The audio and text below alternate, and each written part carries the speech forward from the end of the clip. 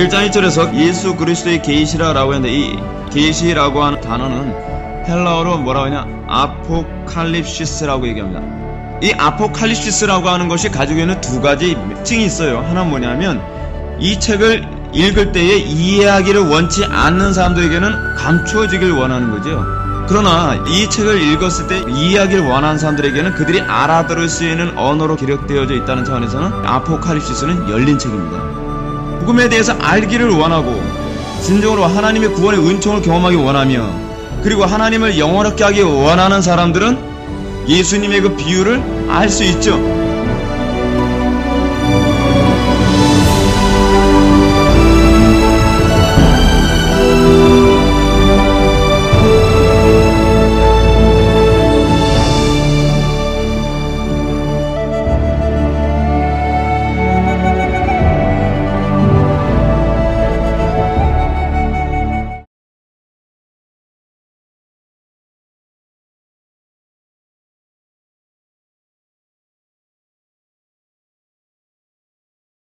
하나님 말씀 보셨습니다. 하나님 말씀은 누가복음입니다. 누가복음 22장 63절로 71절까지의 말씀입니다.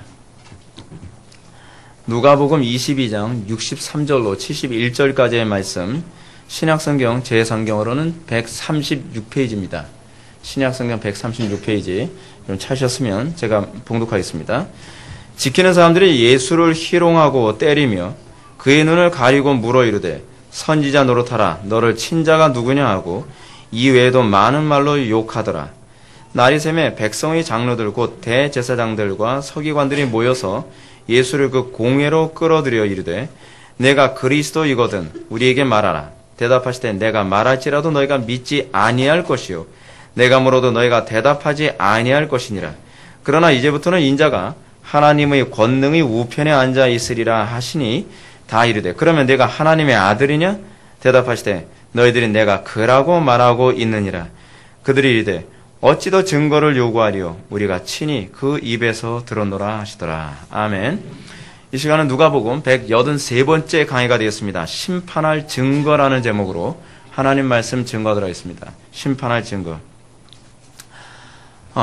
여러분, 기독교에 대한 인식의 변화가 필요한 시대입니다.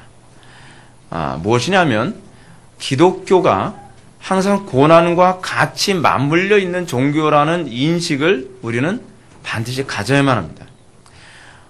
처음부터 우리는 예수를 믿을 때, 예수 믿는 것이 호강하기 위해서 예수를 믿거나, 또는 어떤 사람은 그 특정한 교회를 선택할 때, 이 교회 선택해야 이 교회에 국방부 장관도 있고, 이 교회에 그 회사에 중역들도 있고 그래서 이 교회를 다녀야 내가 호화롭게 살 수 있고 내가 뭔가 출세할 수 있고 내가 명예를 얻을 수 있다라고 하는 생각으로 이 기독교 신앙의 출발부터 잘못하는 경우가 얼마나 많은지 모릅니다. 우리는 전도할 때 뭐라고 전도를 합니까? 예수 믿으면 복 받는다? 예수 믿으면 치료받는다? 예수 믿으면 성공한다? 이건 출발부터 잘못된 겁니다.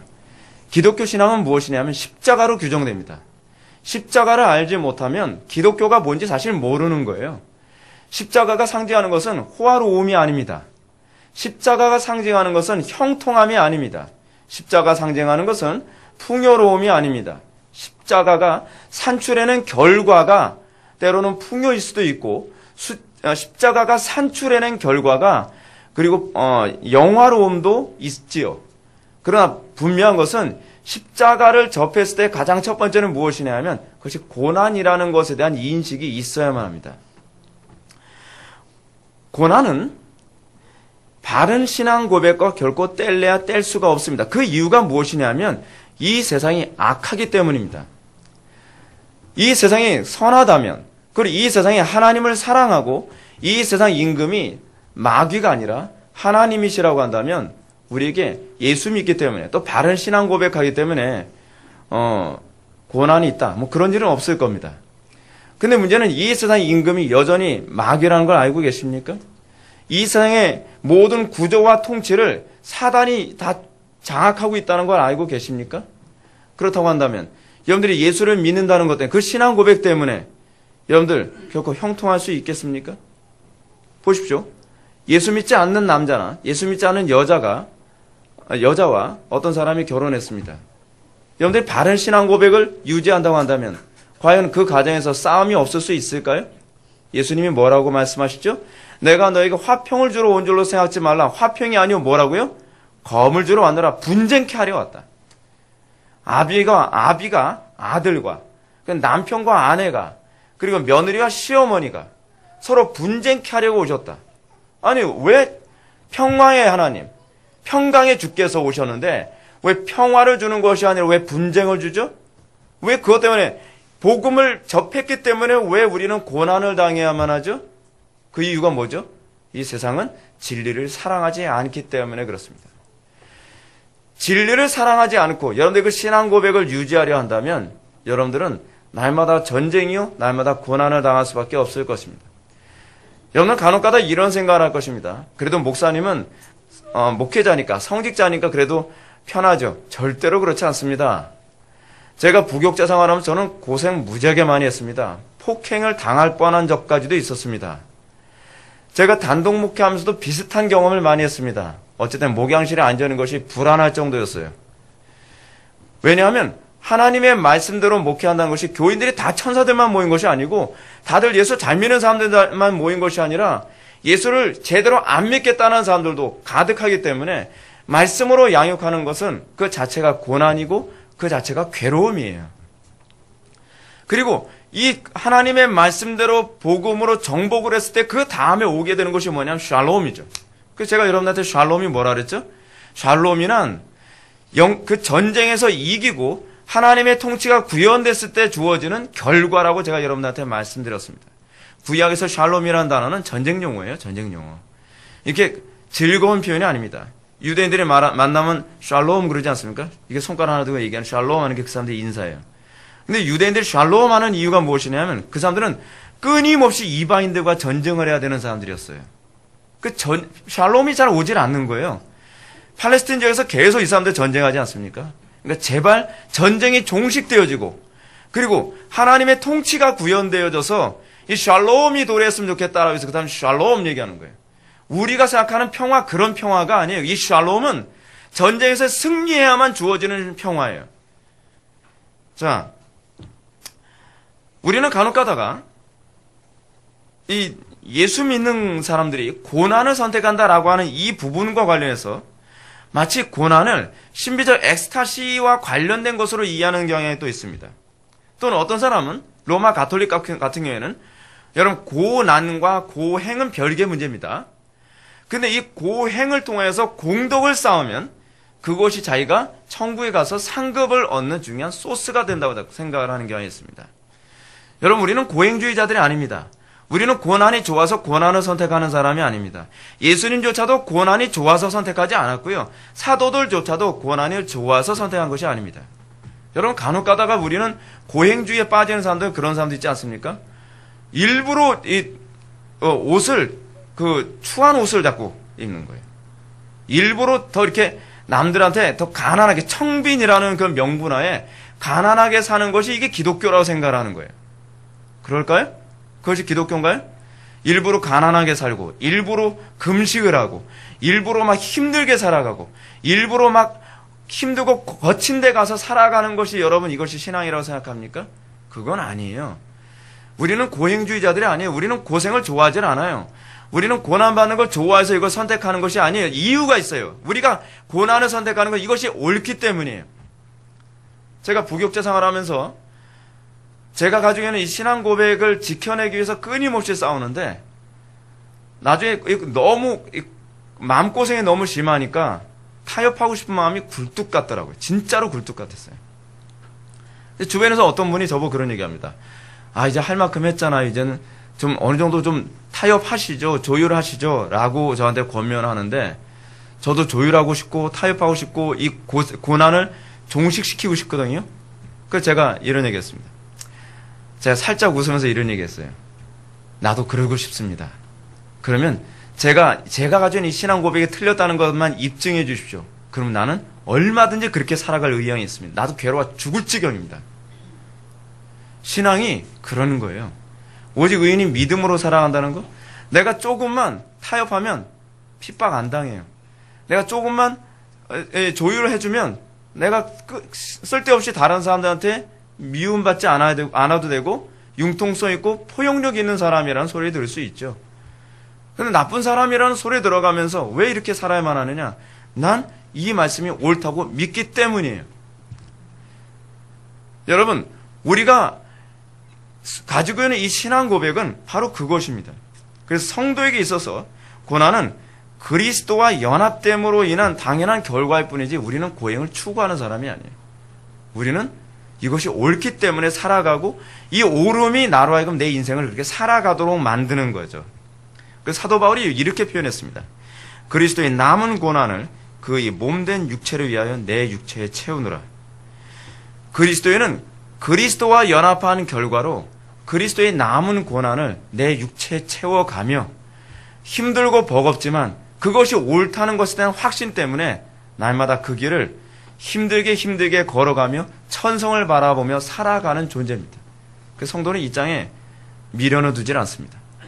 이 땅은 내 집이 아니라고 보는 겁니다. 영원한 천국에 가면 그 나라는 정말 완전한 샬롬이 기다리고 있고 더 이상 전쟁하지 않는, 그래서 이 땅의 교회를 전투하는 교회라고 얘기해요. 이번에 우리가 요한계시록 때 배우게 될 겁니다. 전투 안 하는 건 교회라고 치기도 좀 미안한 사람들이죠.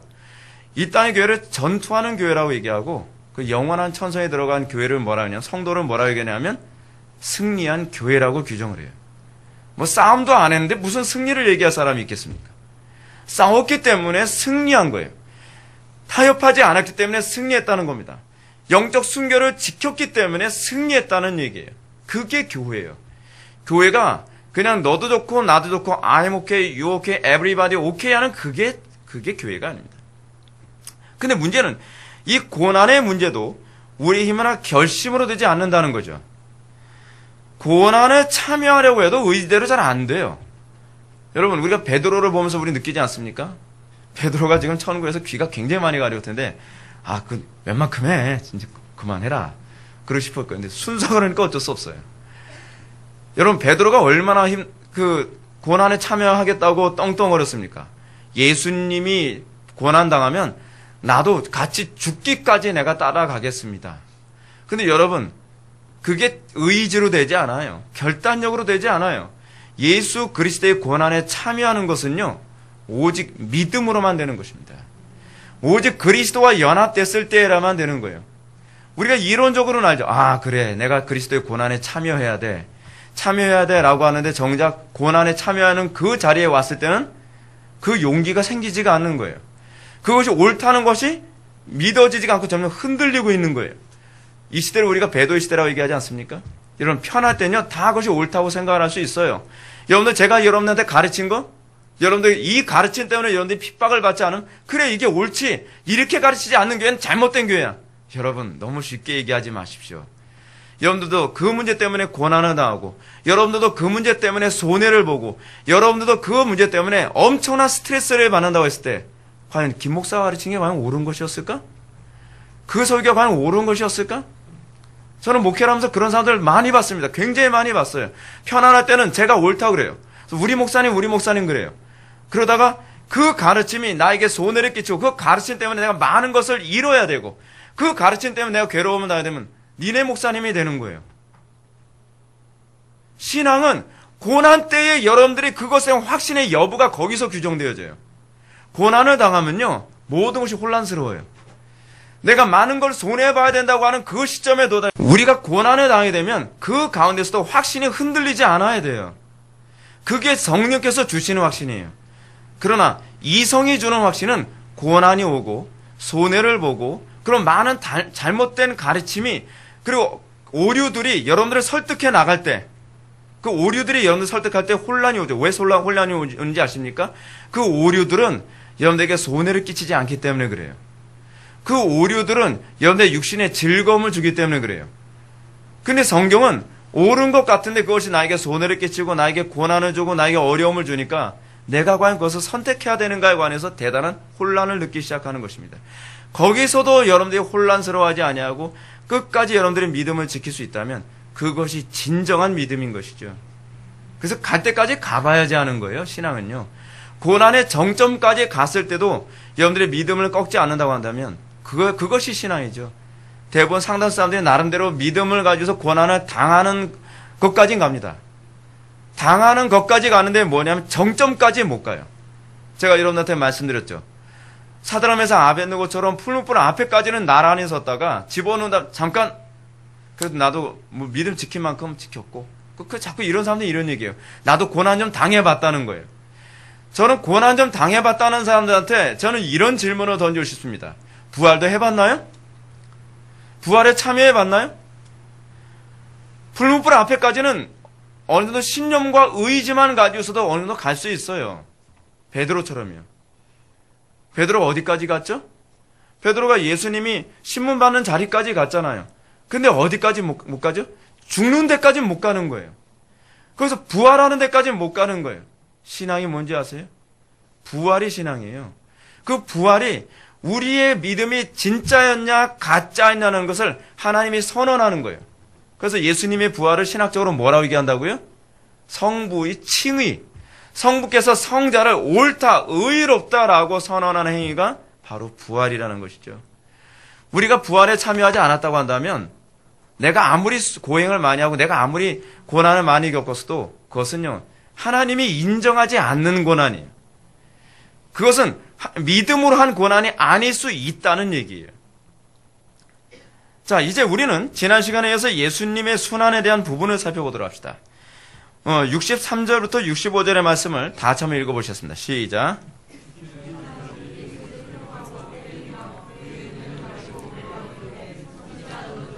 너를 친 자가 누구냐 하고 이 외에도 많은 말로 욕하더라. 아멘. 왜 예수님이 성자께서 피조물에게 이런 멸시와 천대를 받으셔야만 하죠? 여러분, 성자 예수님은 어떤 분이십니까? 우리를 창조하신 분이십니다. 우리는 그의 피조물입니다. 근데 그분이 피조물과 같은 옷을 입었다는 것도 사실 굉장히 놀라운 일이거든요. 여러분, 우리의 육체가 굉장히 대단한 것 같이 보일지 모르지만 흙으로 빚어진 것이기 때문에 창조주 하나님의 입장에서 봤을 때는 먼지같이 더럽고 별로 이렇게 매력이 없는 아마 그 존재일 겁니다. 근데 그분이 친히 흙으로 빚은 그 육체 안에 들어오셨어요. 그걸 성육신, 인카네이션이라고 얘기하지 않습니까? 그것만으로 하더라도 그분의 비하, 낮아지심이 얼마나 겸손한 낮아짐인지 알 수 있지 않습니까? 마치 이게 뭐하고 같냐면 여러분 옛날에 노예는 어떤 존재였죠? 노예는요? 노예는 인간이 아니라 했죠? 오죽하면 노예에 관해서 신학적으로도 과거엔 뭐라고 했냐면 북미에서 노예 제도가 살아있을 때 교회에서 신학적인 논쟁이 있었는데 그 논쟁 제가 뭐냐면 노예들은 영혼이 있냐 없냐 가지고서 논쟁을 할 정도였어요. 그 정도로 노예는 인간으로 취급하지 않을 정도였어요. 근데 마치 자유인이 스스로 노예를 선택한 것보다 더 심각한 것이 바로 성육신 사건이에요. 근데 그 성육신 사건도 부족해서 성육신이 있고서도 존귀를 받아도 부족함이 없으신 분이 존귀를 받는 것이 아니라 오늘 성경 말씀에 보면 예수를 희롱하고 때리며 희롱하고 때렸다라고 하는 이 부분이 누가복음에서는 자세하게 서술되어 있지 않지만 마태복음에서는 예수님이 얼굴을 가리고 따귀를 때리고 또는 이사야서에 의하면 수염을 뽑고 그리고 얼굴에 침을 뱉고 그러면서 누가 때리는지 알아맞혀 봐라 장난치는 거예요. 얼굴을 가렸으니까. 여러분 이렇게 모욕을 당하면서도 예수님이 참으셨다는 것을 기억하십시오. 근데 왜 참으셨는가? 이유가 무엇인가? 이유는 단 하나예요. 성경 말씀을 응하기 위해서요. 여러분 이게 우리 신앙의 핵심이라는 걸 알고 계십니까? 성도는 이 땅에서 무엇인가 성취하는 존재가 아니에요. 이 땅에서 내가 예수를 믿고 성공하고 출세해서 내가 목사가 돼가지고 엄청난 일을 하고 여러분 우리의 목적은 그것이 아니라 성경을 성취하는 거예요. 하나님의 말씀을 따르며 살고 하나님의 뜻이 하늘에서 이룬 것처럼 땅에서 이루어지게 하는 것이 우리가 구원받은 궁극적 목적이에요. 이사야서 50장 6절과 53장 3절에 나온 말씀의 성취가 이 본문에서 그대로 이루어지고 있습니다. 이사야서 50장 6절 말씀 볼까요? 나를 때리는 자들에게 내 등을 맡기며 내 수염을 뽑는 자들에게 나의 뺨을 맡기며 모욕과 침뱉음을 당하여도 내 얼굴을 가리지 아니하였느니라. 침뱉는 걸 가리지 않고 침뱉음 당하는 걸 꾹 참고 당하셨다는 거예요. 이사야서 53장 3절은 이렇습니다. 그는 멸시를 받아 사람들에게 버림을 받았으며, 이 사람들에게 버림을 받았다라고 하는 부분을 여러분 잘 묵상하십시오. 여긴 제자들도 포함됩니다. 얼마나 가슴 아픕니까? 자기가 사랑하고 자기가 양육했던 그 사람들에게 버림을 받으며 간고를 많이 겪으며 질고를 아는 자라. 이것이 여러분 그분이 우리를 사랑할 수 있는, 그분이 우리를 위로할 수 있는 이유죠. 그분은 간고를 많이 겪고 질고를 아는 분입니다. 마치 사람들이 그에게 얼굴을 가리는 것 같이 멸시를 당하였고 우리도 그를 귀히 여기지 아니하였도다. 예수님은 선지자 이사야의 예언을 성취하기 위하여 그분이 스스로 이것을 선택한 겁니다. 옛날에 어떤 친구가 이런 얘기합니다. 자기가 중고등부 교사를 했더니 그 중고등부 애들이 이 성경구절 보면서 아니 예수님은 로봇인가요? 뭐 이런 걸 그 성경 말씀대로 그대로 살려 애를 쓰시나요? 여러분 중요한 문제는 뭔지 아십니까? 이건 우리의 힘으로 되는 게 아니에요. 여러분들이 그렇게 살려고 한다고 해서 이렇게 사라집니까? 하나님의 말씀대로 살려고 한다고 해서 이 말씀대로 예언이 성취되듯이 살 수 있어요? 안 돼요. 그건 우리 힘으로 되는 문제 아니에요. 그건 은혜로만 되는 거예요. 예수님 스스로 이 예언의 성취를 위해서 이런 수치와 모멸과 억울함에 자신을 희생의 제물로 바친 것입니다. 근데 여러분 이것이 예수님만 바쳐야 되는 문제인가요? 사도 바울이 로마서 12장 1절에서 뭐라고 얘기하죠? 너희 몸을 하나님이 기뻐하시는 거룩한 산 제물, sacrifice, 산 희생으로 하나님께 바쳐라. 즉 예수님은 산 희생이 지금 되고 있는 것입니다. 이것을 구약에서 뭐라고 얘기했죠? 예수님께서 하나님께 바쳐지는 어린 양처럼 그는 마치 양 같아서 신음소리만 낼 뿐 어떠한 저항도 하지 않는 양의 모습으로 구약은 설명해 주고 있습니다. 여러분 우리가 예수님이 이런 질고를 당하실 때 우리가 이런 부분을 생각해 볼 필요성이 있습니다. 어떻게 이것이 가능한가? 그분은 하나님이시니까 가능하지. 아니요. 그 얘기가 아니에요. 누가가 지금 우리에게 얘기하고자 하는 것은 예수님이 이 질고를 다 감수할 수 있었던 근거는 그 전날 밤 이 감람산에서의 기도가 그것을 가능하게 했다는 것입니다. 여러분 이 기도에 관한 부분 때문에 예수님께서 마태복음 24장에서 뭐라 얘기합니까? 장차 오게 될 큰 환란에 대해서 우리에게 뭐라고 말씀하시죠? 창세 이래 이것과 같은 큰 환란은 없을 것이다. 그 환란을 어떻게 이기라고 얘기하죠? 어떻게 대비하라고 얘기하죠? 결단력으로요? 근데 의지력으로? 담즙질은 이길 수 있을 것이다. 근데 우울증 조금 힘들걸? 그게 아니죠. 기질의 문제가 아니죠. 뭐려고 하죠? 기도하라. 깨어 기도하라. 기도하는 자만이 이 고난의 때에 믿음을 지킬 수 있을 것이다. 예수님조차도 예수님이 이 고난의 때를 앞두고서 어떻게 해요? 땀방울이 핏방울이 되도록 기도를 합니다. 여러분 분명히 기억하십시오. 좋은 설교자, 좋은 목회자는 여러분들을 고난의 때가 오기 전에 기도로 준비하게 하는 사람입니다. 좋은 설교자는 성도들이 피곤하다고 해서 피곤해 그러면 자 바빠 어쩔 수 없지 그렇게 얘기하지 않습니다. 예수님께서 제자들이 힘든 거 몰랐을까요? 예수님은 제자들이 힘들고 어려운 거 다 알았음에도 불구하고 뭐라고 얘기해요? 너희들이 한시도 깨어있을 수 없더냐라고 질책을 하시면서 흔들어 깨우며 기도를 강조하셨습니다. 정말 영혼을 사랑하는 설교자라고 한다면 지금이야말로 성도들에게 기도를 강요해야 될 때입니다. 기도하지 않고서는 믿음을 지킬 수 없는 시대가 곧 도래하게 됩니다. 그것이 우리가 살아가는 시대입니다. 베드로가 호언장담했습니다. 베드로가 호언장담했을 때 그는 많은 고난을 겪어봤고 스스로 극복해본 경험이 나한테 있다고 생각해서 예수님의 그 고난에 자기가 참여할 수 있을 거라고 생각한 거죠. 근데 문제는 무엇이죠? 베드로는 그 자신감 때문에 그 자기 신뢰감 때문에 뭘 안 했죠? 기도에 힘쓰지 않았어요. 물론 베드로가 잠든 데는 이유가 있어요. 이유 없는 무덤 없다는 식으로 이유가 있어요. 첫 번째 뭐죠? 너무 피곤했어요. 너무 피곤했어요. 두 번째 뭐죠? 예수님께서 말씀하신 예언 때문에 마음이 너무 슬퍼서 잠을 잘 수밖에 없어요. 너무 이게 소위 침체된 거죠, 마음이요. 여러분, 이게 변명이 될까요? 예수님 앞에서요? 예수님이, 자, 베드로야, 나하고 한번 비교해 볼까? 네가 더 피곤할까? 내가 더 피곤할까? 말씀을 네가 전했니? 내가 전했니? 하루 종일 말씀 증거한 사람은 나야. 너보다 내가 더 피곤하지. 그리고 예수님에 관해서 대부분의 신학자들이 얘기하는 것처럼 예수님은요, 다른 사람들보다 유난히 약한 육체를 입으셨다라고 이렇게 얘기하고 있어요. 네 몸이 더 튼튼하니 내 몸이 더 튼튼하니. 너는 야, 몸 자체만 봐라야. 몸 자체가 너는 거의 장비야. 근데 네가 더 피곤해서 내가 더 피곤하겠어. 베드로, 고개 못 들겠죠. 그리고 예수님이 또 그러실 수 있습니다. 네가 더 슬프겠니? 내가 더 슬프겠니?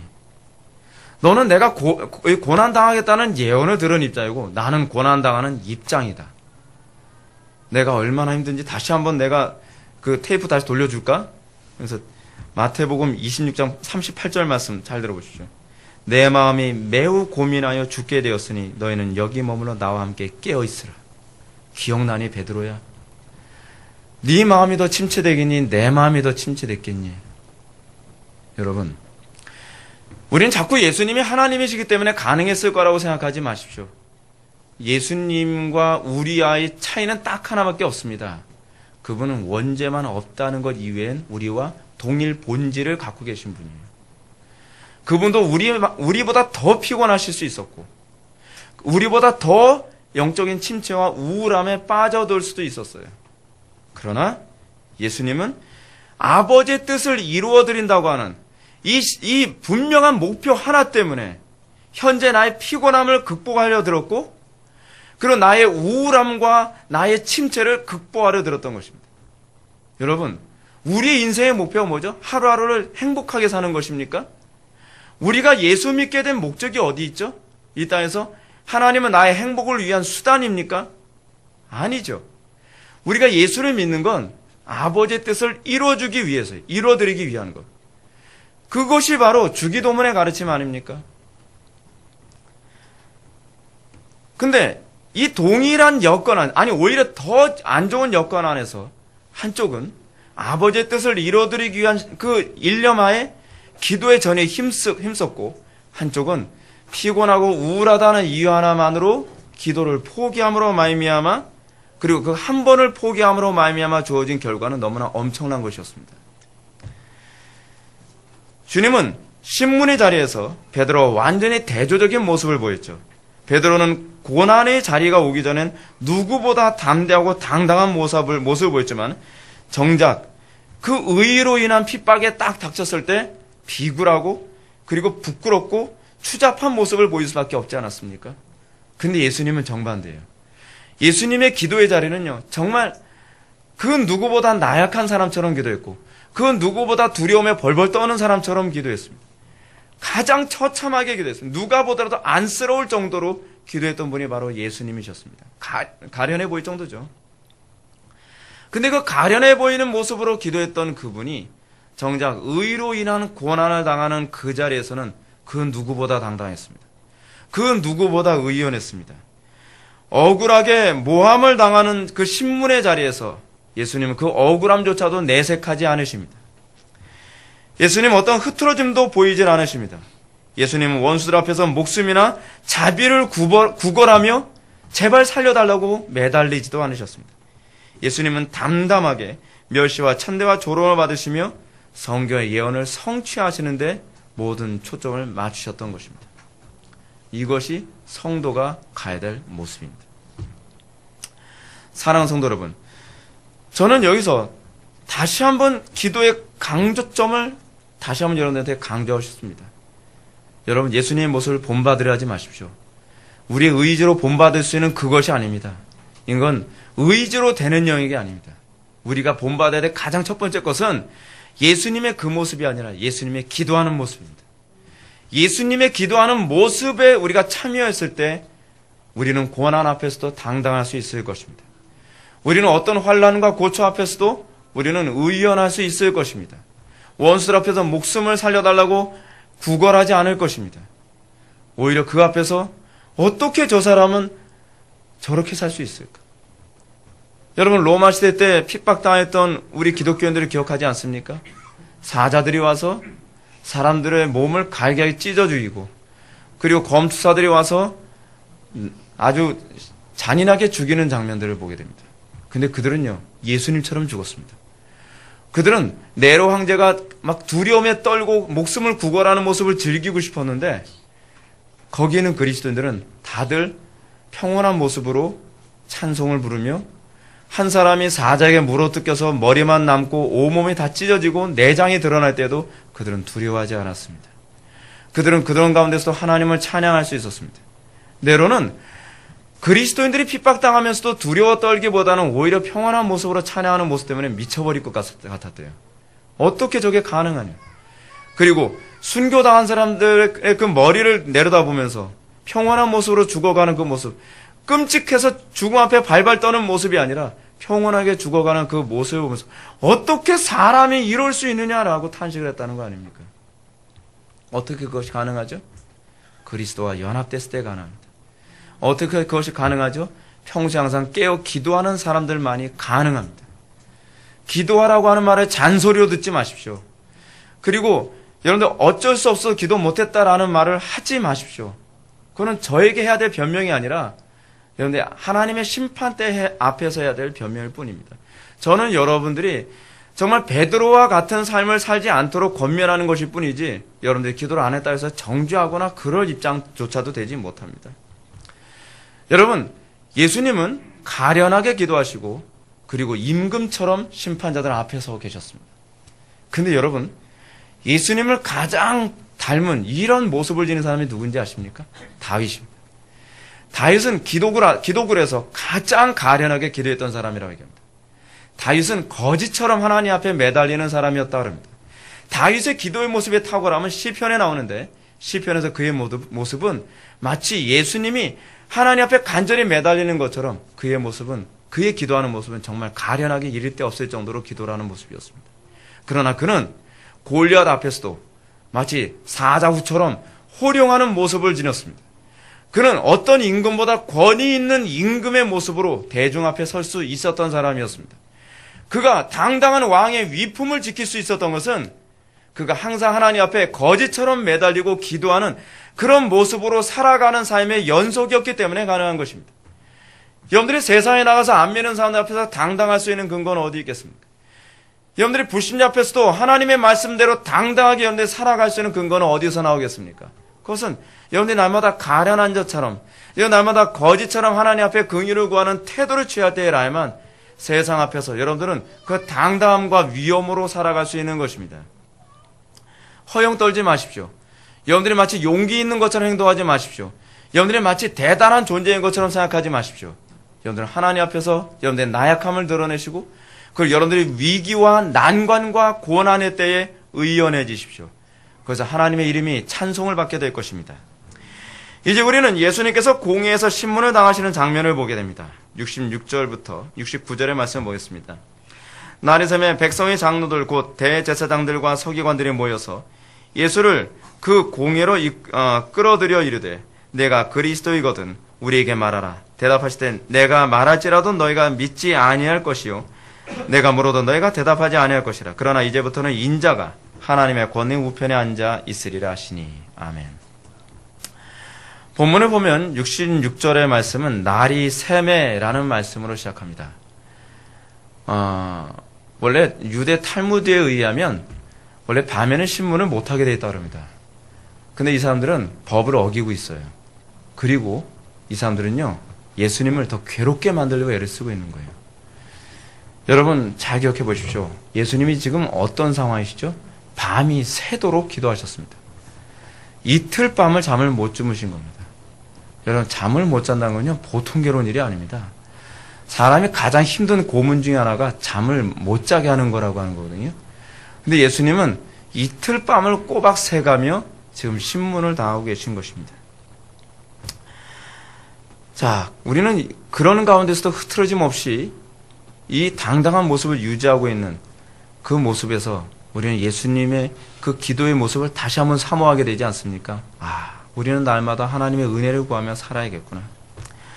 그러면 이들이 예수님을 신문한 내용이 무엇인지 구체적으로 볼 필요가 있습니다. 그것은 내가 그리스도이거든 우리에게 말하라 라는 것이었습니다.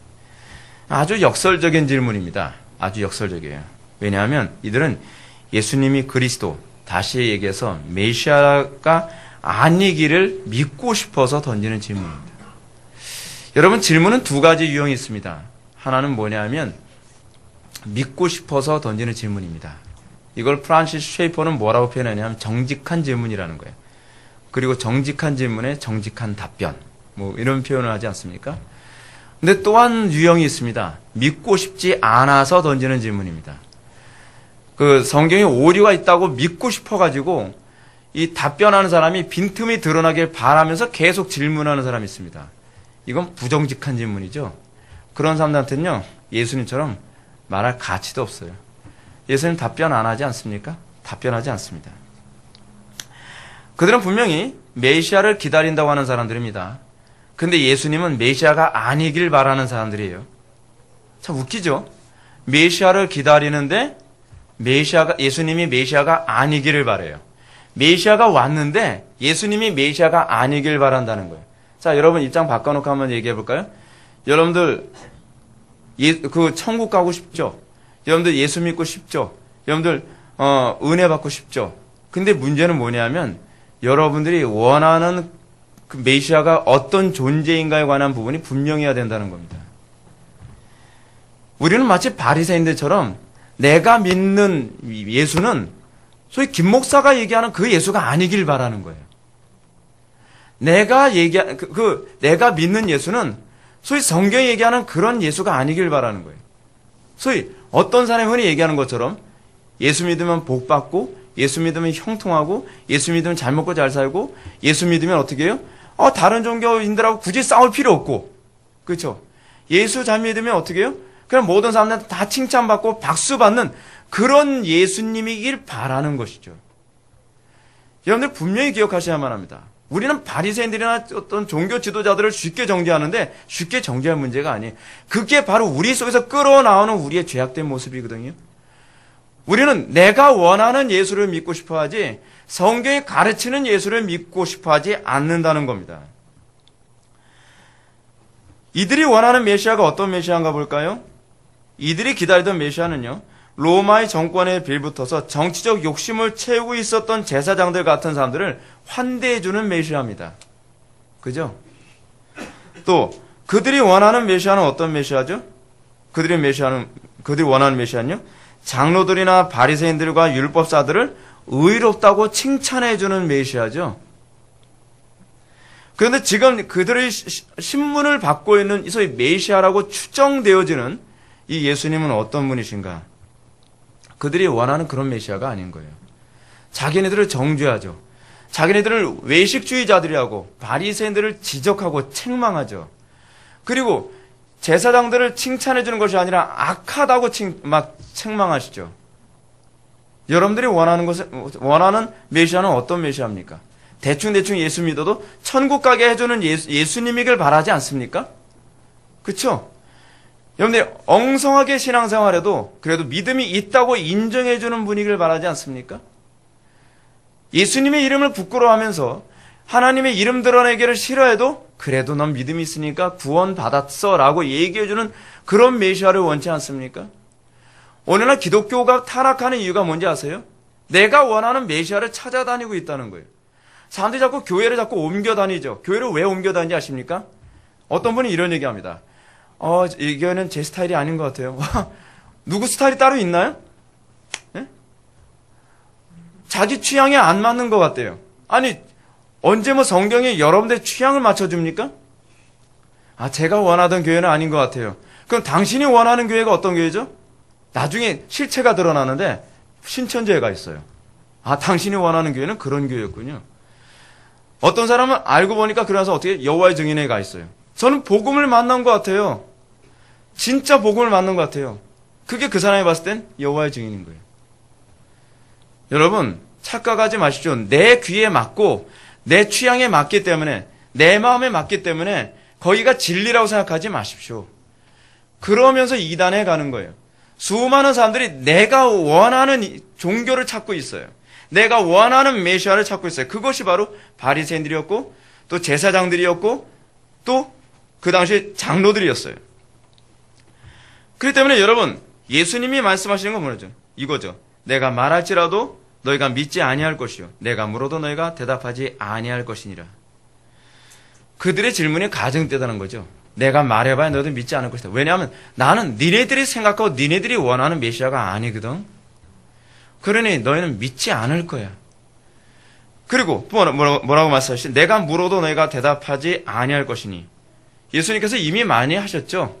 구약 성경을 인용해 가면서 모든 논리적인 타당성을 다 얘기하면서 내가 바로 구약에 예언된 메시아야라고 하는 걸 입증하셨죠. 여러 가지 입증한 방법은 여러 가지 있습니다. 예수님께서는 눈먼 자를 눈을 뜨게 하시고, 이건 예수님 이외에 어떤 선지자들도 눈 뜨게 한 적이 없었거든요. 근데 그건 구약의 예언이 성취예요. 장차 올 메시아가 맹인의 눈을 뜨게 할 거라고 예언하고 있었거든요.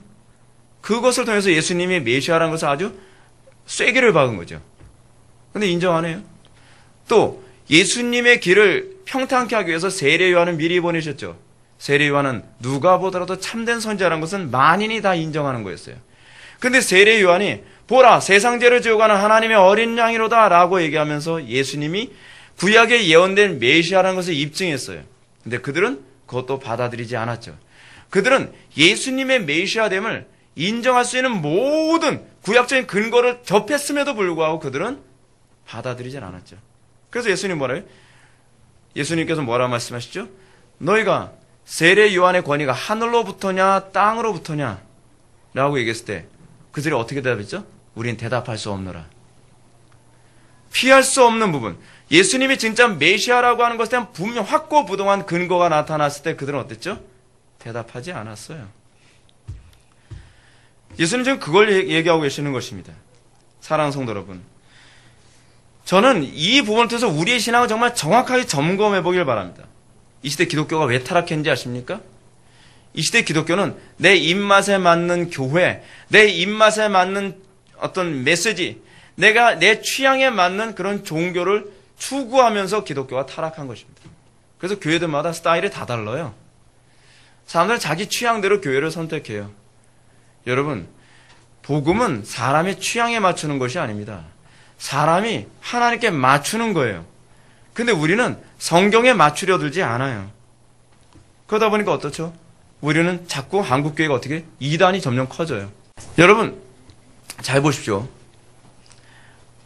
우리 그 목회자들끼리도 모여서 자꾸 이런 얘기합니다. 목회가 커지려면 이단스럽게 해야 돼. 농담 반 진담 반이에요. 이게 한국교회 교인들의 수준이에요. 한국교회 교인들은요, 자기 그 이단의 특징이 뭐냐면 서비스 최고거든요. 교인들이 원하는 거 다 맞춰주고 기분 잘 맞춰주고 그들의 마음을 위로해주고 즐겁게 해주고 그러면서 헌금만 많이 하도록 해서 유도하죠. 근데 교인들은요, 그걸 좋아해요. 제가 목회하면서 제가 알게 된 게 뭔지 아십니까?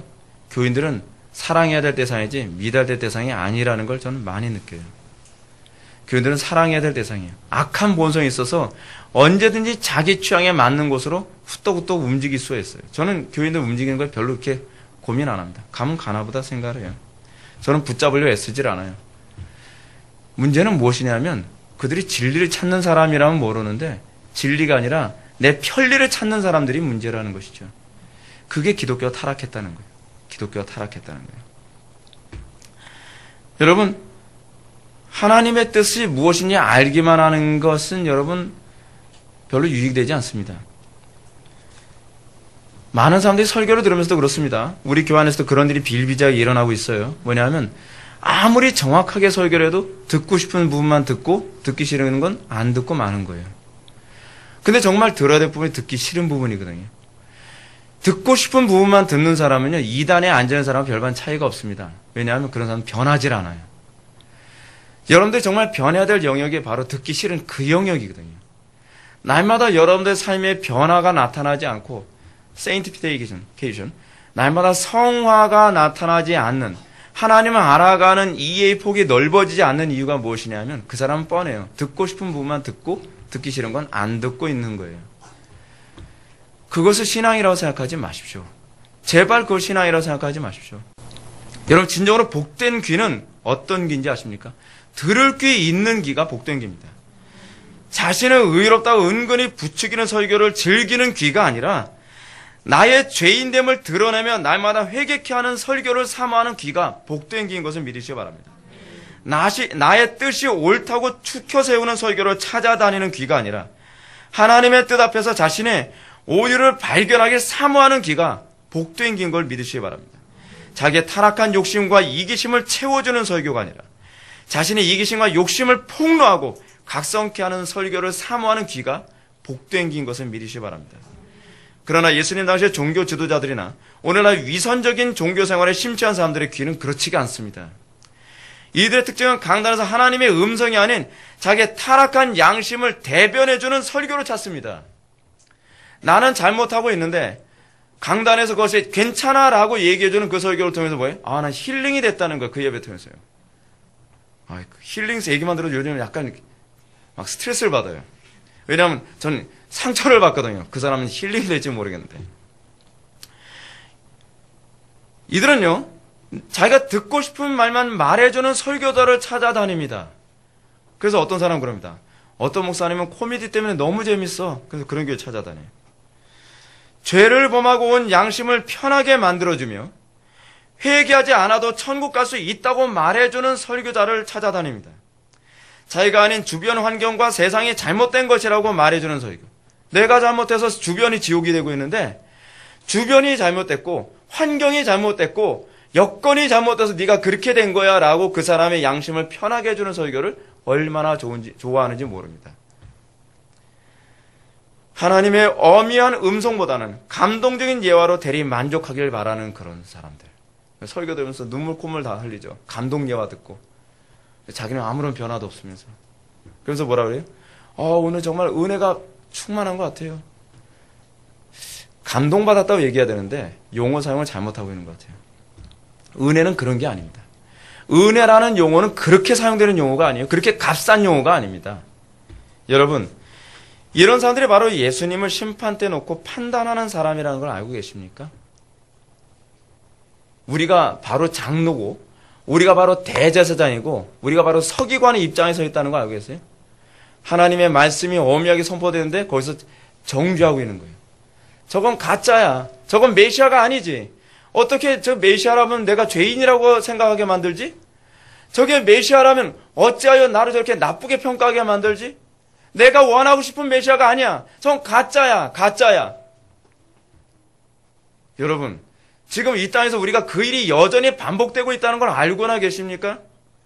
이건 1세기 때만 일어났던 일이 아니라 그 시대 이후에도 계속적으로 하나님을 마치 내가 심판할 수 있는 자인 것처럼 하나님을 심판하고 있는 것이 모든 시대에 일어난 일이라는 거 알고 계십니까? 이런 사람들은 강단 설교 통해서 끊임없이 성경의 바른 가르침, 예수 그리스도의 유일한 메시아 되심을 선포를 들으면서도 그들은 아니야, 저건 틀렸어, 저건 거짓이야 라고 얘기하기를 얼마나 좋아했는지 알고 계십니까? 그들은 믿을 의향이 없습니다. 아니, 도리어 이런 질문에 대해서 조금 더 어설픈 증거를 찾아내길 바랍니다. 그렇지, 저 김 목사가 말하는 말투 보니까 저건 가짜라니까.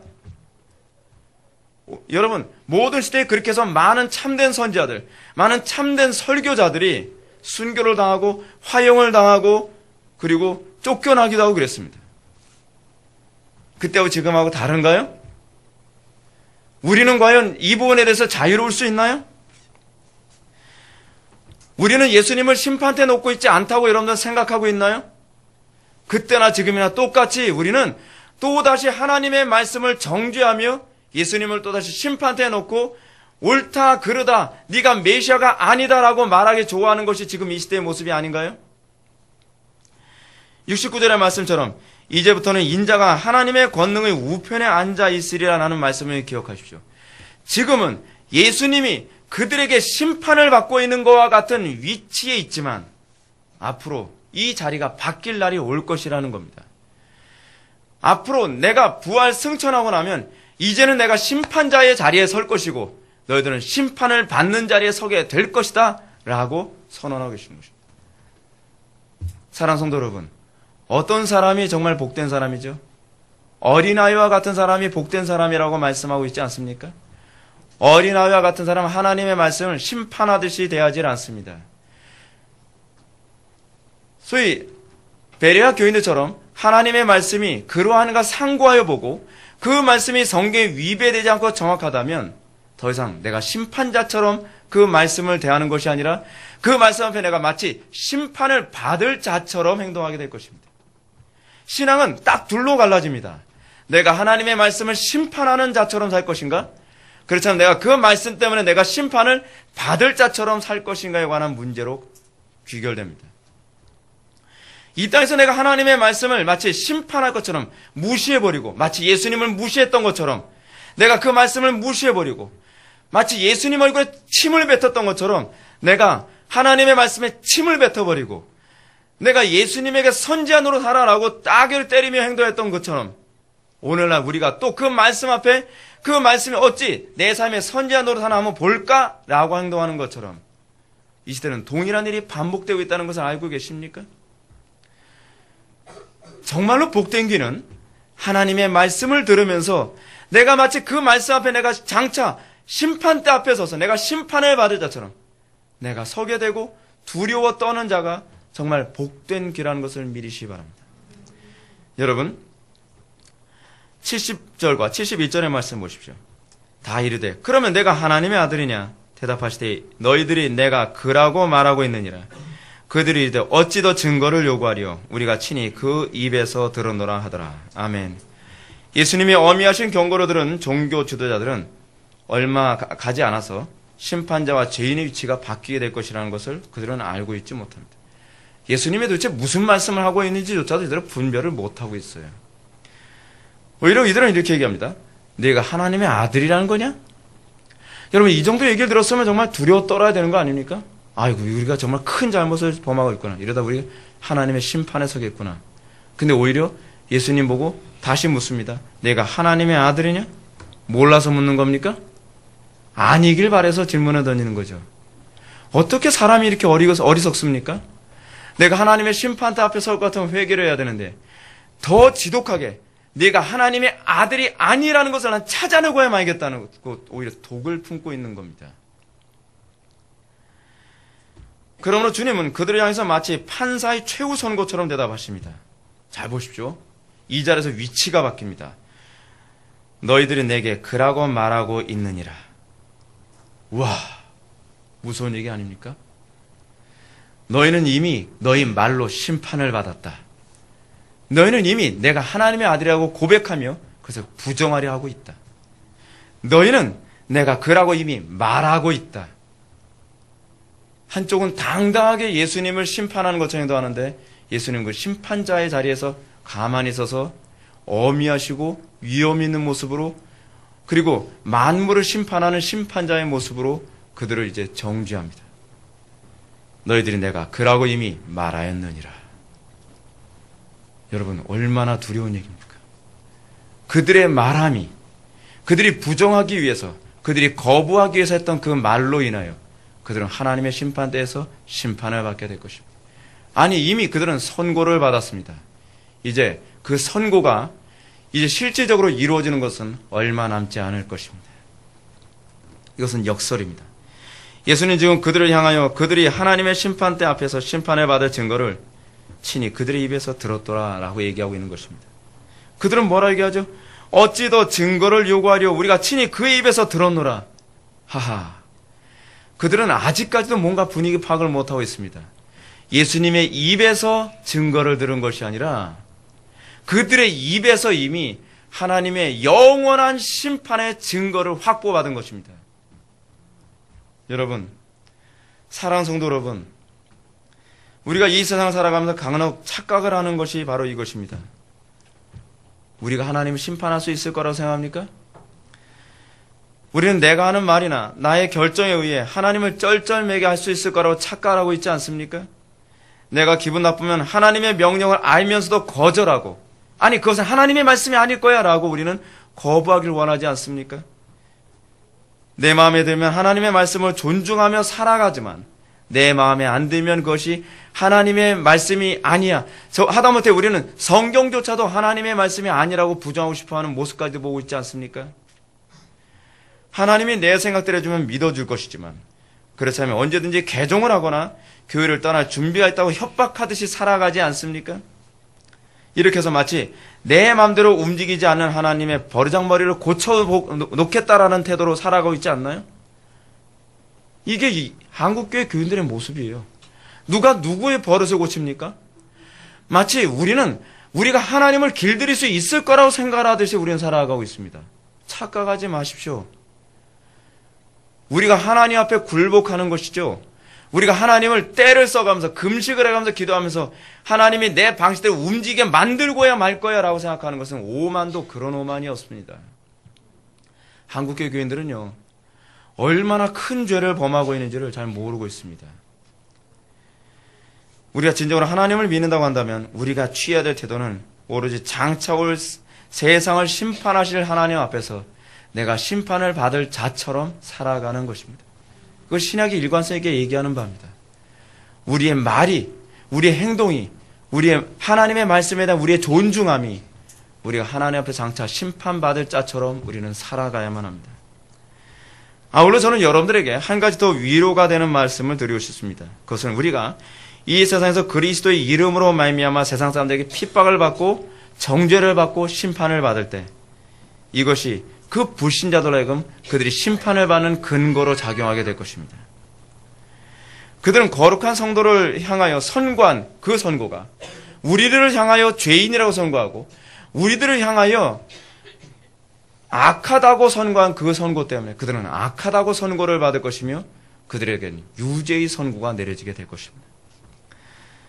그러므로 우리는 이 땅을 살아가면서 주께서 온 세상을 심판하실 그날을 우리가 바라보면서 이 땅 우리가 억울하지만 이 땅 우리가 하나님의 말씀대로 살아가는 것 때문에 핍박을 받지만 이 땅에서 우리가 하나님의 말씀대로 살아가는 것 때문에 손해를 보지만 이제 장차 주님이 오시면 우리가 요한계시록에서 나오는 것처럼 온 세상을 심판하는 자리에 12지파가 앉게 되는 것처럼 우리가 세상을 심판하고 정죄할 날이 오게 될 것입니다. 사랑하는 성도 여러분, 이 땅의 삶은 길지 않습니다. 잠시 잠깐입니다. 이 땅에서 우리가 하나님의 말씀대로 사는 것 때문에 핍박이 오고 이 땅에서 하나님의 말씀대로 사는 것 때문에 손해를 보고 이 땅에서 하나님의 말씀대로 사는 것 때문에 괴로움을 당할지라도 하나님의 말씀을 존중하며 마치 하나님의 말씀에 내가 심판을 받을 자처럼 살아가시기 바랍니다. 그러면 우리는 하나님의 심판대 앞에서 마지막 날 심판받지 않고 의롭다 칭함을 받게 될 것입니다. 다시 기도하시겠습니다. 사랑이 많으신 하나님 아버지, 예수님을 신문하며 예수님을 채찍질하며 예수님의 얼굴에 침을 뱉으며 예수님을 심판할 수 있는 것처럼 생각했던 바리새인들, 아니 장로들, 대제사장들, 서기관들의 모습이 바로 우리의 모습이었음을 우리가 다시 한번 발견해야 됩니다. 아버지 하나님, 우리가 날마다 하나님의 말씀을 들을 때에 그 말씀이 그러한가 상고하여 보고 그 말씀이 그러했을 때에 그 말씀이 하나님의 음성이 분명할 때에 우리가 마치 그 말씀 앞에 심판받을 자처럼 살아갈 수 있는 진중함을 소유할 수 있도록 은혜 베풀어 주옵소서. 이 땅에서 우리가 의로 인하여 핍박을 당할지라도 우리가 잠시 잠깐이면 오게 되어질 주님의 심판의 날을 기다리며 우리가 인내하고 우리가 주님의 구원의 날만을 바라보며 살아가는 거룩한 성도의 모습을 소유할 수 있도록 은혜 베풀어 주옵소서. 예수님의 거룩하신 이름으로 기도올렵나이다. 아멘.